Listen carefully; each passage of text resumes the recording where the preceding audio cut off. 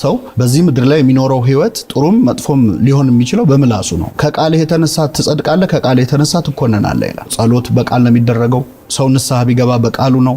ቢጠመቅ ውሃው ላይ ጸሎት ይደረግበታል፣ ያ ቃል ነው። ስራም ቢገባ ኢንተርቪው ተደርጎ ነው አይደል? ያም ቃል ነው። ምላስ አጥንት የለውም ግን አጥንት ይሰብራል ይባላል።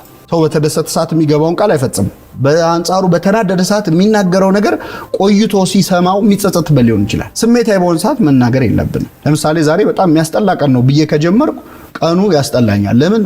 አይምሮአችን የተሰራው የሚሰማውን እያመነ እንዲቀጥል ነው። ሚስትህ ተናዳ የቤት ዕቃ ሰብስባ ልወጣልህ ነው ካለች ውጪልኝ ገላገለኝ እንዳትላት። ባይሆን የቀረሽ ዕቃ አለ በላት። ምንድነው ካለች እኔስ በሆነ ያንቺ ዕቃ አይደለ ወይ? እንደውም በቤተክርስቲያን ወድሶ በዘይኮነ ድልወቱ ሚል ቃል አለ። ባይገባው ማመስግነው። ምክንያቱም ምስጋና ለሰው ኃይል ይጨምርለታል። መሳደብን ከመግደል ያነጻጽረዋል ክርስቶስ። ከአንገት በላይ ያለውን አካላችንን ስናይ ሁለት አይን አለን፣ ሁለት ጆሮ አለን፣ አንድ ምላስ ነው ያለን፣ ከንፈር አለ፣ ከዛ ጥርስ አለ። እንደው ትንሽ ቢዘገይ እኮ ተብሎ እኮ እስኪወጣ ድረስ ማለት ነው። አንዳንዴ እኮ ዝም ማለት እኮ በጣም ጥሩ ነው፣ ያስከብራል። በነገር ሬሳ የሚፈራው ዝም ስለሚል ነው ይባላል። በጣም ቀጭን ልጅ ያቆምና ክፍል ውስጥ እቺ ልጅ እስቲ አመስግኗት ይላል። ሸንቃጣ ምናምን ብለው 1 2 3 ቃል ተናገሩ። አሁን ደግሞ ስደቧት ሲላቸው እንደ ዝናብ ነው ያወረዱባት ማለት ነው። ወፍራም ሴት ደግሞ አቁሞ መጀመሪያ አመስግኗት አለ። ጥቂት ቃላት ድንቡሽቡሽ ምናምን አሉ። ወደ ስድቡ ሲመጣ ግን በጣም ስብር የሚያደርግ ነው። የምስጋና ቃል ሲሆን ቮካብለሪ ራሱ ያጥረናል። ቃላት ራሳቸው ከመግደል አይተናነሱ። አንደበት በጣም ብዙ ኃይል እንዳለው ነው የሚነገረው። እንግዲህ ዓለም ሲፈጠርም ብርሃን ይሁን ተብሎ ነው ብርሃን የበራው። ያ በቃል የተፈጸመ ነገር ነው። ሁለት ህይወት አለ። አንደኛው እዚህ ምድር ላይ የምንኖርበት ህይወት ነው። ሁለተኛ ከሞት በኋላ ያለው ህይወት ነው። ስለ ሁለቱ ዓለማት መጽሐፍ ቅዱስ ሲናገር የመጀመሪያው ሞትና ህይወት በምላስ እጅ ነው የሚል ቃል አለ። ማለት ሰው በዚህ ምድር ላይ የሚኖረው ህይወት ጥሩም መጥፎም ሊሆን የሚችለው በምላሱ ነው፣ በሚናገረው ነገር ነው። በጥሩ ንግግሩ ወይ በመጥፎ ንግግሩ ማለት ነው። በአንጻሩ ደግሞ ከሞት በኋላ ያለውን ሲገልጽ ከቃልህ የተነሳ ትጸድቃለህ፣ ከቃልህ የተነሳ ትኮነናለህ ይላል። ጸሎት በቃል ነው የሚደረገው። ቡራኬ በቃል ነው የሚደረገው። ሰው ንስሐ ቢገባ በቃሉ ነው። ቢጠመቅ ውሃው ላይ ጸሎት ይደረግበታል፣ ያ ቃል ነው። ውሃው ቃሉና መንፈሱ ነው የሚሰሩት። ስራም ቢገባ ኢንተርቪው ተደርጎ ነው አይደል? ስለዚህ ያም ቃል ነው፣ በመነጋገር ነው። ጥሩ የተናገረ ሰው ነው የሚቀጠረው፣ ጥሩ ያልተናገረ አይቀጠርም። በጋብቻም ጥሩ ተናግሮ ሴቷን ማሳመን የቻለ ሰው ነው ወደ ጋብቻ መግባት የሚችለው። ስለዚህ ዓለማችን ከቃል ጋር የተያያዘ ዓለም ነው። በአጠቃላይ ሰዎች መጥፎ ነገር ይናገሩና ውስጤ ንጹህ ነው ሊሉ ይችላሉ። የልባቸውን አውርደው ሲጨርሱ ማለት ነው። ግን ማንኛውም ክፉም ጥሩም ነገር የሚወጣው ውስጣችን ከሚያሰላስለው ነገር ነው። እንደውም አንድ አባት ምን አሉ ይባላል፣ አንዲት ሴት እኔ አፌ ለፈልፋል እንጂ ውስጤ ንጹህ ነው ትላቸዋለች። እሱማ እባብም መርዙን ከተፋኮ ውስጡ ንጹህ ነው ብለው ተናግረው እና አንዳንዴ የምንናገረው ቃል በጣም ከባድ ኃይል እንዳለው አንረዳም። ልጆች በልጅነታቸው ጊዜ በቤተሰቦቻቸው ዱላ ሊወርድባቸው ይችላል፣ ሊገረፉ ይችላሉ። ግን በዱላ የሚደርስባቸው ቅጣት ከሆነ ጊዜ በኋላ ጠባሳው ቁስሉ ይጠፋል። ቃላት ግን አይጠፉ። ምላስ አጥንት የለውም ግን አጥንት ይሰብራል ይባላል። ሰዎች በቃላት ይሰበራሉ። የማይረሱት ንግግር ሊሆን ይችላልና ህይወታቸውን ሙሉ ያንን እያሰላሰሉና አሁን እንግዲህ ዘመናችን የሶሻል ሚዲያ ነው። ቴክስት ማጥፋት ይቻላል ሰውየው ሳያነበው። የተናገርሽውን ቃል ግን ሰውየው ሳያመው ማጥፋት አትችይም። አይምሮ ውስጥ ይቀራል። እድሜውን ሙሉ ያንን እያሰላሰለ አንቺን ባየ ቁጥር ባስታወሰ ቁጥር ይሄ ስሜት እንዲሰማው የሚያደርግ ነው። መልካም ንግግር በጣም በቀላሉ ወጪ ሳናወጣለት ሰው ልንሰጠው የምንችለው ስጦታ ነው። ዓለምን ሲፈጥር እግዚአብሔር ብርሃን ይሁን አለ፣ በዓለም ላይ ብርሃን ሆነ ይላል እና እኛ ያን ዓለምን ብርሃን ማድረግ ባንችል የሆነ ሰው ግን ቀን ብሩህ ማድረግ እንችላለን። በጥሩ ሰላምታ፣ በጥሩ ንግግርና በመጥፎ ንግግር ደግሞ ቀኑን ማበላሸት እንችላለን። የሚገርመው እኔ ለራሴ የምናገረው ቃል እኔ ላይ ኢፌክት አለ። ለምሳሌ ዛሬ በጣም የሚያስጠላ ቀን ነው ብዬ ከጀመርኩ ቀኑ ያስጠላኛል። ለምን? አይምሮአችን የተሰራው የሚሰማውን እያመነ እንዲቀጥል ነው።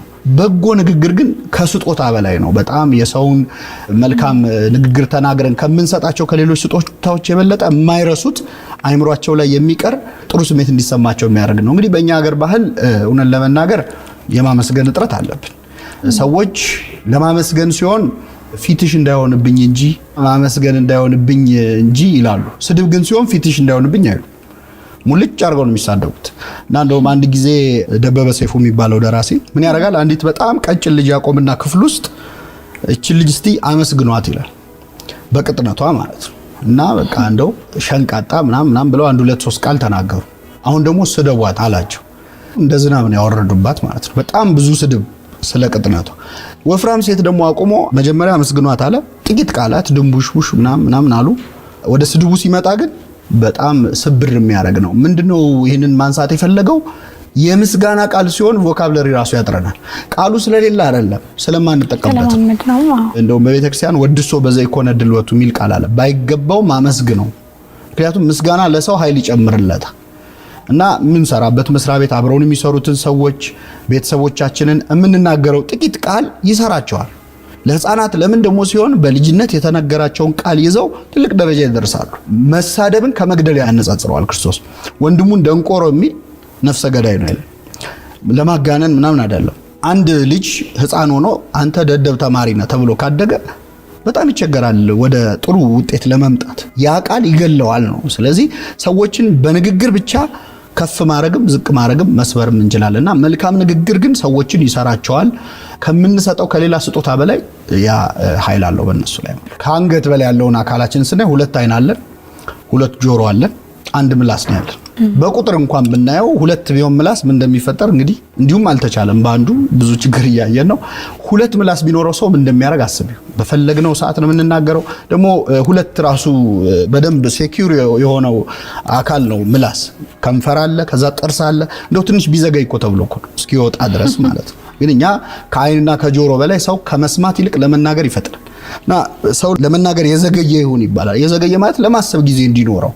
ስሜታዊ በሆነ ሰዓት መናገር የለብንም። በተናደድን ሰዓትም በተደሰትንም ሰዓት ሰው በተደሰተ ሰዓት የሚገባውን ቃል አይፈጽም። በወቅቱ በጣም ደስ ብሎት ብዙ ነገር ይልና በአንጻሩ በተናደደ ሰዓት የሚናገረው ነገር ቆይቶ ሲሰማው ወይም ሲያስታውሰው የሚጸጸትበት ሊሆን ይችላል። ዘግይቶ መናገር በጣም ወርቃማው ህግ ነው ለንግግር አንደበትን ለመግራት። ከዛ ውጪ ከተፈጥሮ መማር፣ ለመስማት መፍጠን፣ ለማየት መፍጠን፣ ለመናገር ግን ቀስ ብሎ በጥሩ ቃል መጀመር አንዱ አንደበትን የመግሪያ መንገድ ነው። አንዳንዴ ሰው የሚናገረው ነገር ጥሩም ሆኖ የሚናገርበት መንገድ ግን ሰውን ሊያስከፋ ይችላል። አንዳንዴ እኔ እኮ ለሷ ብዬ ነው ለሱ ብዬ ነው እኮ የተናገርኩት ይልና ሰው ኢንቴንሽኑ ጥሩ ሆኖ የሚናገርበት መንገድ ግን መጥፎ ሊሆን ይችላል። ቀላል ምሳሌ ልስጥሽ። ለምሳሌ አሁን አንዲት ሴት ጫማ ልታሰራ አንድ ጫማ ቤት ብትሄድ ጫማው ባይበቃት ያ ጫማ ሰሪ ጫማው ጠቦሻል ከሚላትና እግርሽ ትልቅ ነው ከሚላት ጫማው ጠቦሻል ማለት አይደለም። ለምንድን ነው ጫማው የጠበባት? እግሯ ትልቅ ስለሆነ ነው። ግን እግርሽ ትልቅ ነው ቢላት ሁለተኛ እዛ ጫማ ቤት አትደርስም። ጫማው ጠቦሻል ካለ ግን ጠቦኛል ብላ ትመለሳለች። ግን ሐሳቡ አንድ ነው። ያው እግሯ ትልቅ ስለሆነ ነው ጫማው የጠበበው ነው።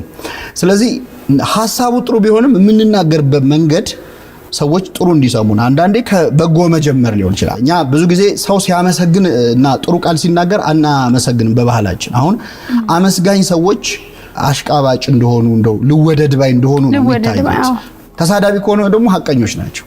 እሱ ፊት ለፊቱ ነው የሚናገረው ብሎ ስድብን ሰው በጣም ያሞግሳል። አይደለም። እውነት እንግዲህ በሁለቱም ነው፣ በመጥፎም በጥሩም እውነቶች አሉ አይደለ? ስለዚህ አንድ ሰው ለስድብ የሚጠቀምበትን ሐቀኝነት ለምስጋና መጠቀም መቻል አለበት። እና አንዳንዴ አስተያየትም ሲሰጥ ከተናጋሪዎቹ አለስልሶ የሰውየውን ስሜት ጠብቆ ከዛ በኋላ ትችት ቢደረግ ነው። ሳንዱች የሚል ቲዮሪ አላቸው አንዳንዶች። መጀመሪያ በምስጋና ጀምሮ ከዛ ትችቱን መሃል ላይ አድርጎ መጨረሻውን ደግሞ ልክ እንደ ዳቦና እንቁላል እንደሚበላው ማለት ነው። ግን እንቁላሉ መብዛት የለበትም ማለት ስድቡ ወቀሳው ማለት ነው። ግን ትችትም ቢሆን በበጎ መልኩ ነው። የሚሰማው ሰው ደግሞ ሲሰማ ትንሽ ወደ ሰፊ መሆን መቻል አለበት። ሪአክሽኑም በጣም ቁጣ የተሞላበት። አንዳንዴ ሰዎች መጥፎ ንግግር ሲናገሩን እኛ በምንመልሰው ጥሩ ምላሽ ያንን መጥፎ ነገር ማጥፋት ይቻላል። መጽሐፈ ምሳሌ የሚባል መጽሐፍ ይላል መልካም መልስ ቁጣን ታበርዳለች። እና አንዳንዴ በቁጣ ለሚናገረን ሰው በለሰለሰ መንገድ ስንናገረው እያየ ነው ሲቀየር እናዋለን። ቅዱስ ዮሐንስ አፈወርቅ የሚባል አባት ሚላል መሰለሽ፣ ለምሳሌ ሚስት ተናዳ ድንገት ተነስታ የቤት ዕቃ ሰብስባ ልወጣልህ ነው ካለች ውጪልኝ ገላገለኝ እንዳትላት፣ ባይሆን የቀረሽ ዕቃ አለ በላት። ምንድነው ካለች እኔስ በሆነ ያንቺ ዕቃ አይደለ ወይ እኔንም ጠቅለሽ ይዘሽኝ ውጪ በላት። እርግጠኛ ነኝ ተመልሳ ቁጭ ነው ተመልሳ።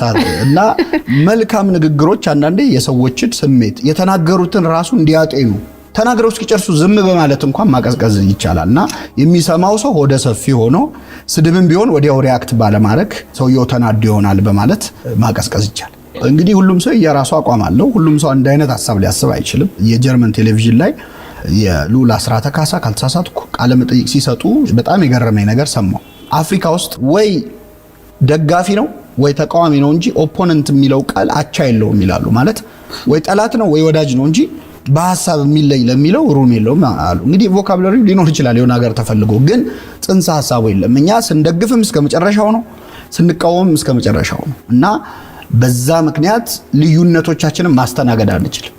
አንድ ሰው አይ ይሄም እኮ እንዲህ ማለት ነው ይሄም እንዲህ ሊሆን ይችላል ብሎ ሚዛናዊ ከሆነ በቃ ልወደድ ባይ እንደሆነ ነው የሚቆጠረው። ወይ መጥላት አለበት ወይ ማመስገና እና ሐሳቦቻችንን በጣም በሰለጠነ መንገድ መናገር ይቻላል፣ ሌላውን ሳናስከፋ። አሁን ደግሞ የከፋው ምንድነው? በፊት ስድብ እና ክፉ ንግግር በግል ነው የምንናገር የነበረው። አሁን ለየት ያለው ቴክኖሎጂ መጣ። እኔ አንድ ሰው ስሳደብ እሱን ብቻ አይደለም ማስከፋው፣ ያንን ስድብ አይቶ ስለሱ መጥፎ የሚያስብም ሰው አለ፣ ወይ ደግሞ እሱ እንዴት እንዲባላል ብሎም የሚከፋው ሰው አለ። ስለዚህ የብዙ ሰው ህይወት ነው የምነካው ማለት ሳመሰግንም የዛን ያህል ነው ኃይሉ እና ቴክኖሎጂው አለ የሚቆይ ለትውልድ የሚተላለፍ ስድብ ነው እያደረግን ያለው እና የሆነ ቦታ ሰዎች ተገደሉ የሆነ ቦታ እንዲሞቱ ሲባል እንዴት ሰው በሰው ላይ ጨክና እንላለን፣ ግን ቃላት ራሳቸው ከመግደል አይተናነሱ። እዚህ ጋር የቆሰቆስከው ሰዓት ነው እዛ ጋር የሚነዳው እና ድሮ ዩኒቨርሲቲ ስንማር የመጸዳጃ ቤት ውስጥ ነው ሰዎች ሐሳባቸውን የሚገልጹት። ሰው ፊት ማለት የሚያፍሩትን ነገር የሚፈሩትን ነገር በቃ በጣም ይጻፋል፣ ሁሌ ቀለም እንደተቀባ ነው። አሁን እዛ መጸዳጃ ቤት ላይ ይጻፉ የነበሩ ነገሮች ፌስቡክ የሚባል መጻፊያ ፕላትፎርም መጣላቸው። ስለዚህ ሰዎች ኢምፐርሰን አግኝቶሽ የማይልሽን ነገር እዛ ላይ ይለዋል። ለምሳሌ አንዳንድን ሰው የሚሳደቡ ሰዎች ያንን ሰው በአካል ቢያገኙት ፊት ለፊት አይኑን እያዩ እንደዛ ሊሉት አይችሉም። ውስጣቸው የማያምንበትን ነገር እንደፈለጉ የመናገር ያ ደግሞ ሰው ሲሳደብም ራሱን ወክሎ አይሳደብም። በነገራችን ላይ አሁን ደግሞ የመጣብን ጣጣ እኔ እንደዚህ ነው ብሎ አይደለም የሚሳደቡ፣ እኛ ብሎ የሆነ ወገን ወክሎ ነው የሚሳደበው። ያ ደግሞ መሬት ላይ ብዙ ችግር ያመጣል እያየነውም ነውና ኃላፊነት በተሰማውና በታረመ መንገድ ሐሳብን መግለጽ በጣም በጣም አስፈላጊ የሆነበት ዘመን ላይ ነው። በአንዳንድ ማህበራዊ ጉዳዮች ላይ በአንዳንድ ሀገራዊ ጉዳዮች ላይ የብዙ ሰው ህይወት ሊነካ በሚችልና የኦፒኒየን ሊደርነት ሮል ያለው ሰው ማለት እሱ የሚናገረውን ይዘው ሰዎች ህይወታቸውን የሚወስኑ የሆነ ሰው በጣም መጠንቀቅ አለበት። ምንድነው አንዳንዴ ስሜት የሚነኩ ነገሮች ይከሰታሉ ሀገራችን። በዛ ስሜት ላይ ሆነን ስንጽፍ ሌላ ቀን የማናምንበትን ነገር ኮምፕሮማይዝ አድርገን ልንጽፍ እንችላለን። ስለዚህ ያን ቀን ባንጽፍስ? አንዳንዴ እኮ ዝም ማለት እኮ በጣም ጥሩ ነው፣ ያስከብራል። በነገር ሬሳ የሚፈራው ዝም ስለሚል ነው ይባላል፣ ስለማይናገርና አንዳንዴ እንደው ዝም አለ እኮ ተብሎ እኮ መከበር አለ። ሁሉም ነገር ላይ ኮሜንት ማድረግ ላይኖርብን ይችላል። ምናልባት የዛሬው ቀን የምትሞትበት የመጨረሻ ቀን በህይወት የምትኖርበት ቢሆን አሁን የምትጽፈው ማለት የመጨረሻ ቃል ነው። እስቲ የመጨረሻ ቃል ተናገሩ ቢባል ምን ተናግረን የምንሞተው? አንድ ሰውዬ ወንጀለኛ ነውና ሊገደል ሲል የመጨረሻ የምትለው ነገር ካለ በል አሉት። ለኔስ ትምህርት ሆነኝ ይብላኝ ለናንተ ብሎ ሞተ ይባላል። ሊገደል ነው እና የመጨረሻ ቃላት በዓለማችን ብዙ አሉ፣ የማይረሱ ለትውልድ የሚቀሩ የሰዎቹ ማንነት የሚገልጹ። ወደ ክርስትናው ስንመጣ ክርስቶስ የመጨረሻ ቃሉ የሚያደርጉትን አያውቁም ይቅር በላቸው ነው የመጨረሻ ንግግር ማለት እና አሁን ብትሞት ሶሻል ሚዲያ ላይ የጻፍከው ነገር በህይወት ለመጨረሻ ጊዜ ያልከው ነገር እንዲሆን ትፈልጋለህ። መቼስ እድሜያችን የተወሰነ አይደል? አንቆጥሮም እንጂ እኮ ልክ ለምሳሌ አሁን እንደ ትዊተር ምናምን የተወሰኑ ቃላት አይደል እንድንጽፍ የሚፈቅደው። የሰው ልጅም እኮ እዚህ ምድር ላይ የተፈቀዱለት ቃላት የተወሰኑ ናቸው። መቁጠር ስለማንችል ነው እንጂ እኛ በጣም ብዙ ሊመስለን ይችላል። በነዛ ቃላት ማንን ሰብረናል ማንን ጠግነናል ብሎ ራስን ሪቪው ማድረግ ወደ ኋላ ተመልሶ ማየት ያስፈልጋልና እያንዳንዱ ቃል የሆነን ሰው ልታድን የምትችል ብትሆን ወደ ኋላ ተመልሰን ስናየው ማናዝንበት ይሆናል።